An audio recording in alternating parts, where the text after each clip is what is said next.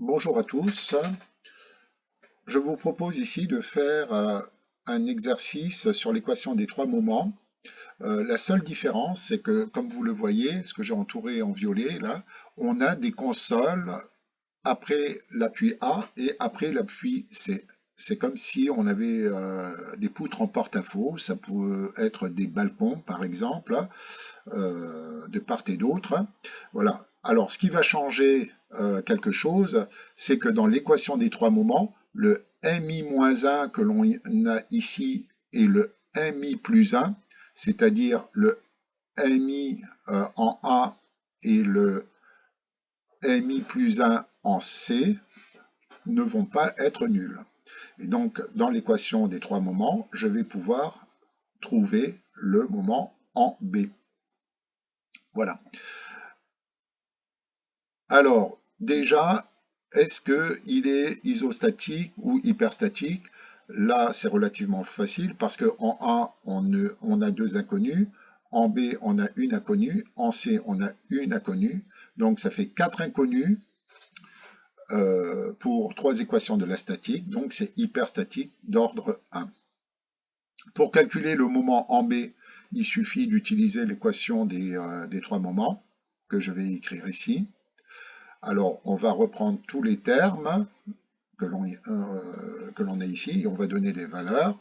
Donc, le LI ici correspond à la première travée ici de 6 mètres, alors que le LI plus 1 ici va correspondre à la deuxième travée qui fait aussi 6 mètres. Voilà.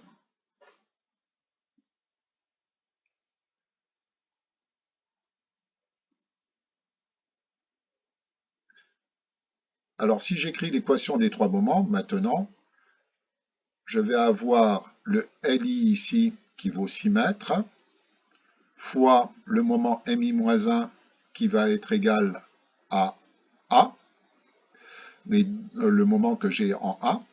Et donc là, il va d'abord falloir calculer ce moment. Donc, avant d'écrire l'équation des trois moments, il faut d'abord que je détermine les moments mi-1 et mi plus 1. Alors, si j'isole, je fais une coupure avant A ici. Je vais pouvoir calculer le moment que j'ai en A en faisant le PFS de la partie que j'ai isolée à gauche. Donc je vais écrire 5 fois 2, c'est la résultante que j'ai sur cette travée, que je dessine ici en bleu, multiplié par le bras de levier, qui va être égal à 2 divisé par 2, donc la moitié, 1 mètre.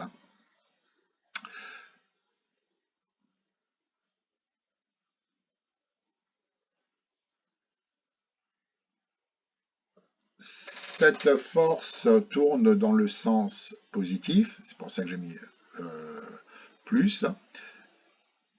Voilà. Mais comme on a isolé à gauche, le moment va devenir négatif. Je vous rappelle que quand on isole à gauche, on change de signe, puisqu'on fait la somme des moments est égale à 0, donc MFZ, on passe tout de l'autre côté, on change de signe. Donc j'ai moins 10 kN au niveau de l'appui en A ici. Donc le moins 10 kN, je peux déjà le mettre dans mon diagramme des moments fléchissants que j'ai ici, là. Et quand on a une partie en console, on a un arc de parabole qui est comme ceci. Voilà, il y a des choses qu'il faut savoir. Donc je peux déjà tracer la courbure des moments fléchissants sans avoir calculé les réactions en A, en B et en C. On va faire de même pour le moment que j'ai en C. Alors là, cette fois-ci, je vais isoler, je fais une coupure en C et j'isole la partie de droite. Et donc, quand on isole à droite, on ne change pas de signe. Donc là, la résultante, je vais avoir 4 fois 1 fois la distance perpendiculaire qui est au milieu de la charge répartie ici. Donc je vais avoir une distance 0,5 ou 1,5. Donc fois 1,5 ici, ce qui me donne 2 kN. Ça tourne dans le sens négatif, donc ça me fait moins 2 kN/m.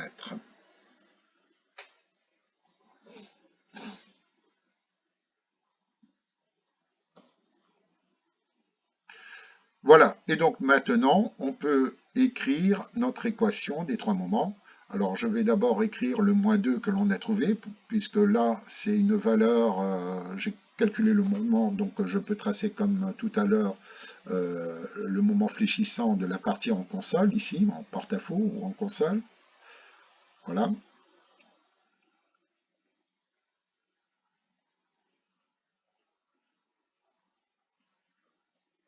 Donc, l'équation des trois moments, comme j'avais commencé tout à l'heure, j'ai la longueur LI qui est ici, c'est 6 mètres. 6 mètres fois le moment MI-1 qui est ici, qui va être égal à ce moment moins 10, plus 2 fois LI plus LI plus 1, donc on a 6 mètres la première travée et 6 mètres la deuxième travée, voilà, fois MI, MI c'est le moment au milieu qui est égal à MB, plus LI plus 1, donc c'est bien le 6 mètres que j'ai ici, fois MC, le moment que j'ai en C, que j'ai calculé ici, voilà, et qui vaut moins 2, est égal. Alors, on a 6EI ici, multiplié par oméga D moins oméga gauche. Ce sont les rotations de la travée isostatique associée, quand je n'ai pas de continuité ici. Donc, à gauche, ici, j'ai oméga gauche, et ici, j'ai oméga droite. Et donc, pour déterminer les oméga gauche et oméga droite, je vais utiliser les formules que j'ai dans le formulaire ici. Là. Donc, oméga droite, c'est cette valeur ici, qui va correspondre à cette rotation que j'ai ici. Là. Parce que si je prends ça et je le mets là, ça correspond à ça.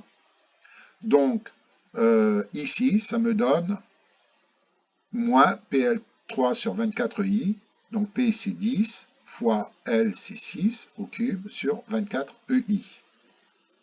Moins la rotation oméga gauche que j'ai ici, là.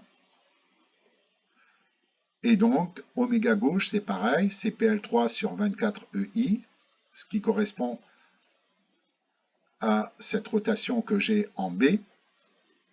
Voilà. Et donc, ça va me faire moins PL3 sur 24EI, et je vais remplacer par les valeurs, ce qui va me donner 10, le chargement, 6 au cube sur 24EI. Voilà. Alors là, on peut, c'est facile, hein, on peut faire de tête. Là, j'ai moins 60, 6 plus 6, 12, fois 2, 24 MB, moins 12, égale tout ça. Les EI, on peut les simplifier puisqu'on considère que le E est constant sur toute la poutre et l'inertie aussi. Donc, on peut enlever ça et on va trouver donc moins 60 plus 24 fois MB, moins 12, égale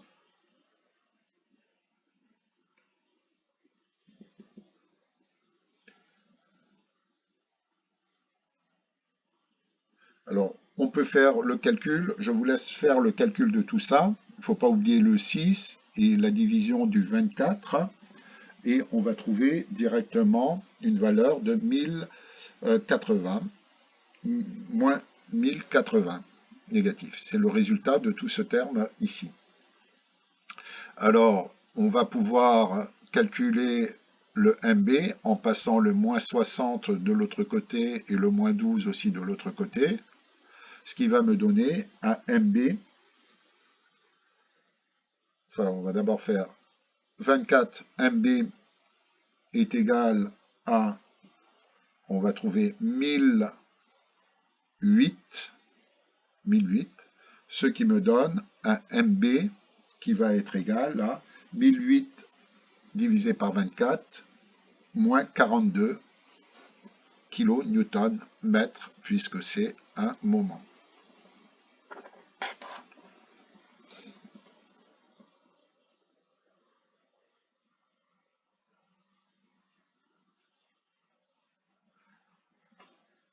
Alors le moment moins 42 kN mètre, on peut le mettre déjà dans mon diagramme du moment fléchissant, ici.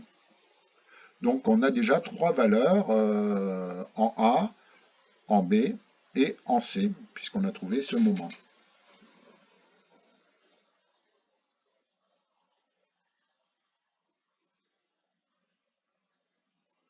Alors, une fois qu'on a le moment en B, il s'agit maintenant de calculer les réactions.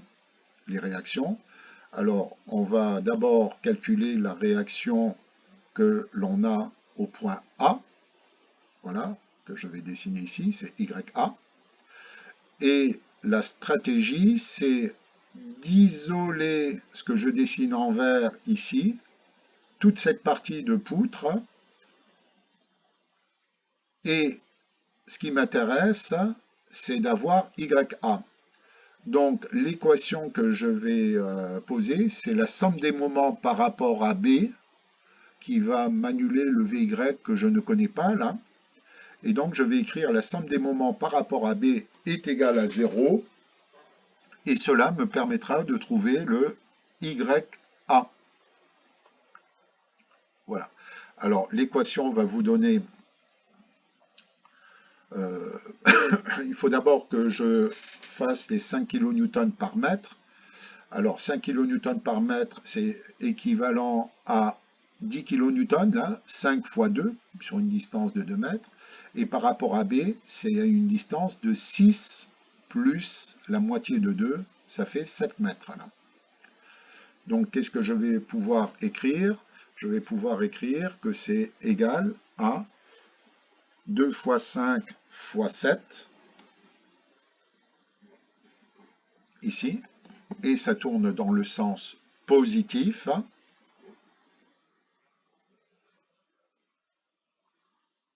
Voilà. Après, j'ai la force YA, qui va me donner 6 fois YA, et ça tourne dans le sens négatif, donc j'ai mis un moins ici. Il me reste maintenant la charge répartie ici. Alors la charge répartie, ça va être égal à 10 fois 6 mètres. La résultante, elle est au milieu. Donc je multiplie par la moitié de 6 mètres, c'est-à-dire 3 mètres, et ça tourne dans le sens positif.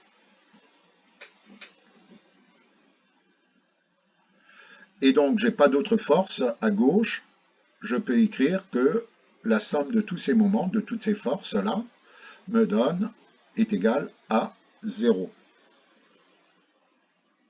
Voilà. Ah oui, par contre, il ne faut pas oublier le moment que j'ai en B, qui vaut moins 42, puisque en B, j'ai un moment de moins 42. Donc, c'est l'erreur qu'on peut faire assez facilement, et que je viens de... j'ai failli la faire.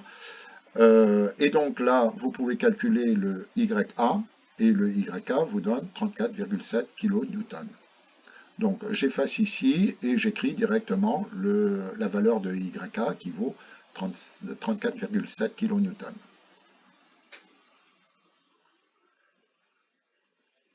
Voilà. Alors maintenant, je peux calculer la réaction que je vais avoir en B, c'est-à-dire ici. Voilà. Et là, c'est pareil, sauf que cette fois-ci, je vais isoler toute cette partie de poutre. Voilà.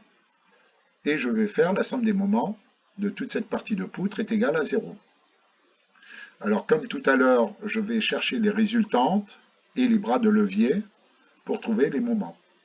Alors, pour la partie en console, on a toujours 2 fois 5, c'est la résultante qu'on a ici au milieu, sauf que c'est le bras de levier qui va changer et qui va de là jusqu'ici, c'est-à-dire 6 plus 6 plus la moitié de 2 mètres, ça veut dire 12 plus 1, 13. Donc en bleu, j'ai 13 mètres ici. Fois 13, et ça tourne dans le sens positif, et je vais écrire fois 13. Après, il me reste la force de 34,7. Alors 34,7 par rapport à C, j'ai 12 mètres, et ça tourne dans le sens comme ça. Vous voyez, ça tourne comme ça, négatif, moins 34,7 fois 12, fois 12. Il me faut maintenant la force MB, que je ne connais pas, YB. Alors, pour avoir le moment de YB, c'est facile, c'est la distance perpendiculaire, donc j'ai 6 mètres fois YB, et ça tourne dans le sens négatif. Voilà, c'est pour ça que j'ai mis moins 6 fois YB, plus tout le chargement ici des 10 kN par mètre. Alors, tout ce chargement va me donner 12 fois 10, ça veut dire 120 kN. C'est une résultante qui est au milieu. Donc, avec la distance à la résultante jusqu'au point C, j'ai 6 mètres, je vais avoir 120 fois 6, et ça tourne dans le sens positif.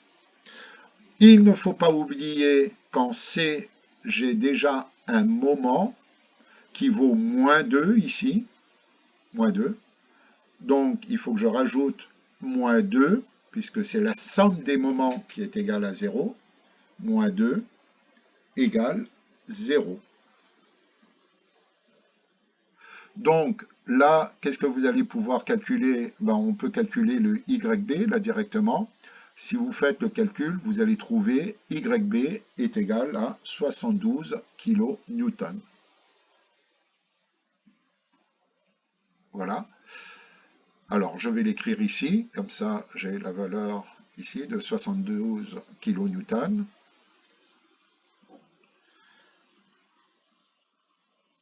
Et maintenant, il ne me reste plus qu'à déterminer YC, la réaction YC. Et pour la réaction de YC, c'est simple, je vais faire cette fois-ci la somme des forces sur Y égale 0. Puisque je connais YA, je connais YB, il ne me reste plus qu'à déterminer le YC ici.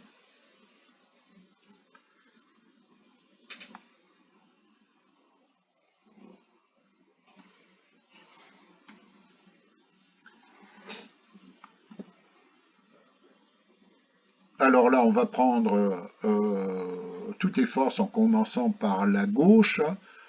J'ai 5 kN fois 2, ça me fait 10 kN, négatif, vers le bas. J'ai 34,7 positif. J'ai le chargement des 120 kN, ici 10 fois 12, ça fait moins 120, que j'ai ici. Plus le 72 ici, et plus YC, que je ne connais pas, et moins le chargement ici de 4 fois 1, moins 4, est égal à 0. Je vous laisse faire le calcul, vous allez trouver directement que YC est égal à 27,3 kN, avec des arrondis près. Voilà. Maintenant que l'on a fait tout ça, on a trouvé les réactions. Je vais mettre déjà là 27,3 ici. On a toutes les réactions, on va pouvoir, comme on l'a toujours fait, tracer les diagrammes de N, VY, MFZ. Alors, on va commencer par le VY. Bon, je n'ai pas fait ici le diagramme de N puisque c'est égal à 0, il n'y a pas d'effort suivant X. Alors là, pour VY, on fait une coupure en commençant à gauche, ici, et après une autre coupure ici. Donc, qu'est-ce qu'on va avoir? La première coupure me donne 0 ici parce que je n'ai pas d'effort. Et quand je coupe ici, là, voilà, qu'est-ce que je vais avoir à gauche? Je vais avoir 5 fois 2, moins 10. Mais comme j'ai isolé à gauche, ça me fait plus 10. Plus 10, et je trace ma droite, et voilà. Donc, ce que je vais faire, comme on va cumuler les VY à chaque fois, je vais écrire VY en isolant à gauche à chaque fois. Donc là, j'ai trouvé moins 10 et j'ai changé de signe, ça me fait plus 10. Maintenant, qu'est-ce qu'il va falloir que je fasse? Je fais une autre coupure après 34,7. Donc je vais rajouter plus 34,7. Je fais la somme, ça me fait 24,7. Plus 24,7, mais comme j'ai fait une coupure à gauche, je change de signe, ça me fait moins 24,7. Donc le moins 24,7, je vais le mettre quelque part par là. Voilà. Je continue, après, je fais une coupure avant 72 ici. Donc je vais rajouter 10 fois 6 moins 60. Je fais la somme ici, ça me fait moins 35,3. Que je passe de l'autre côté, ça fait plus 35,3. Donc, une valeur que je vais placer ici. Voilà. Et je trace ma droite de V, la fonction VY, avec 35,3. Alors, vous avez compris, c'est toujours le même principe. Je fais une coupure après le 72, donc je vais rajouter plus 72 ici. Ce qui va me faire moins 36,7, mais comme j'ai isolé à gauche, je change de signe, ça fait 36,7. Je vais,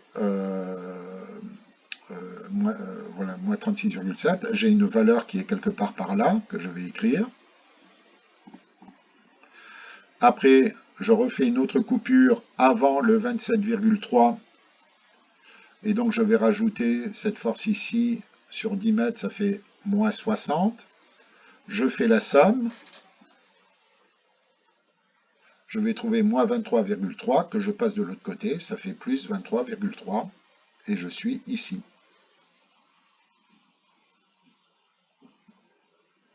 Voilà. Maintenant, on va faire l'autre partie qui est ici.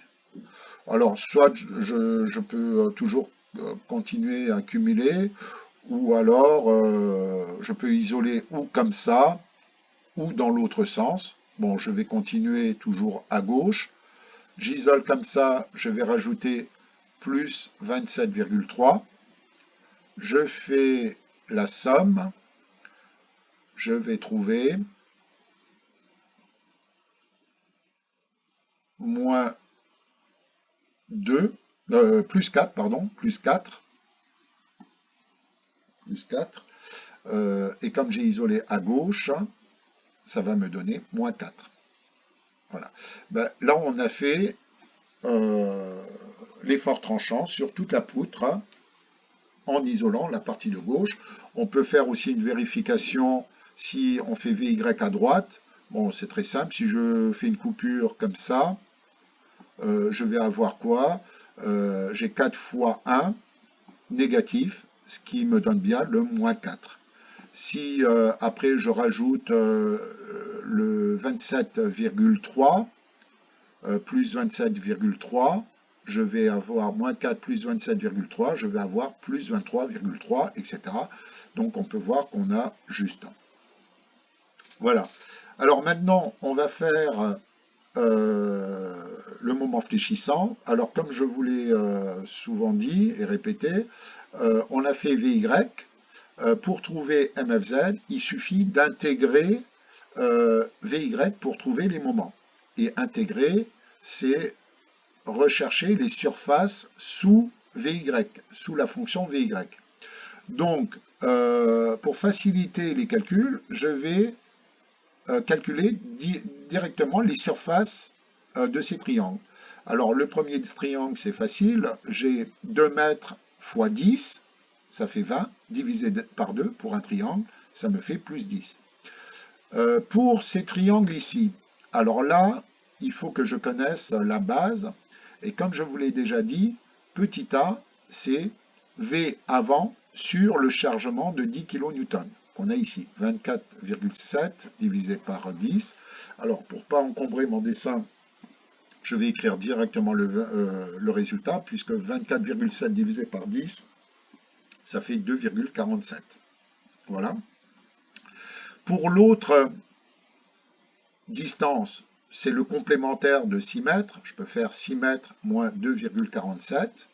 Ou alors, je peux faire aussi 35,3 divisé par 10, ce qui me fait 3,53 que j'ai mis ici. Alors, la surface 35,3 fois la base 3,53 divisé par 2, j'ai fait le calcul, vous trouvez plus 62,3. Voilà. Et ici, on trouve moins 30,5. Alors, c'est des surfaces, je laisse les signes, moins et plus. Enfin, quand c'est sous l'axe des X, c'est négatif. Au-dessus, c'est positif. Voilà. Là, je fais la même chose. 3,67, ben, je prends le moins 36,7 divisé par 10, ça fait 3,67. Là, j'ai le complémentaire, comme on l'a fait tout à l'heure. Maintenant, je vais calculer les surfaces du premier triangle. Ça fait 3,67 fois 36,7 divisé par 2. Et on trouve moins 67,3. Là, je vais faire ce triangle ici. C'est pareil, je vais faire 2,33 fois 23,3 divisé par 2. Je trouve 27,14. Et le triangle là, il est facile. On avait 4 fois 1, ça fait 1 divisé par 2, ça fait moins 2. Voilà. Alors là, j'ai toutes les surfaces. Donc ça va être très simple de tracer maintenant la courbe des moments en cumulant les surfaces. Voilà. Alors par exemple, si on regarde, je fais une coupure ici pour l'effort tranchant, je vais avoir plus 10, mais comme j'ai isolé à gauche, j'ai bien moins 10. Voilà. Donc c'est facile. Là, je vais faire le MFZ à droite, comme ça, je n'aurai pas à changer de signe. Voilà. MFZ à droite. Alors, regardez, si je coupe ici, ben, je vais avoir quoi comme surface? J'ai moins 2. Alors d'abord, si je coupe ici, je vais avoir 0, puisque j'ai rien. Et si je coupe ici, je vais avoir moins 2, que j'ai ici. Voilà. Donc après, je fais une coupure ici, je vais rajouter l'aire de ce triangle qui est égal à 27,14 positif, plus 27,14 positif. Je vais trouver plus 27,14. C'est un point qui est quelque part... non, là j'ai fait une erreur, pardon. Là, il faut d'abord que je mette le moins 2 que je n'ai pas mis. Donc moins 2 plus le 27,14. Je tire un trait et ça va me faire 25,14. Voilà. Donc, on cumule toujours toutes les surfaces qu'on a à droite ou à gauche. Voilà. Et j'ai un point qui est quelque part par là, qui vaudra 25,14. Voilà. Et là, j'ai déjà 3 points qui vont me permettre de tracer ma parabole. Alors, ce que j'ai fait ici, quand le Vy est égal à 0, ça veut dire qu'on a un maximum ici, là. Puisque dans une fonction parabolique, quand la dérivée est nulle, ça veut dire qu'on a un maximum ou un minimum. Voilà. Et donc là, je peux tracer ma parabole.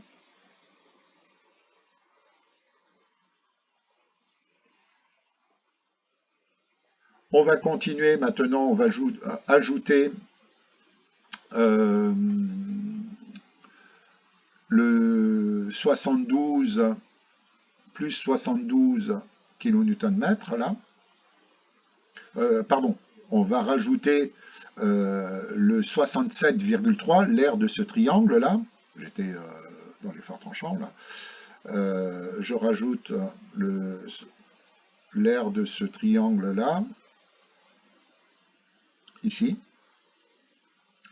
Et l'aire de ce triangle, bon, vous avez compris, c'est toujours la même chose. On trouve 20,5 et j'ai terminé ma parabole ici.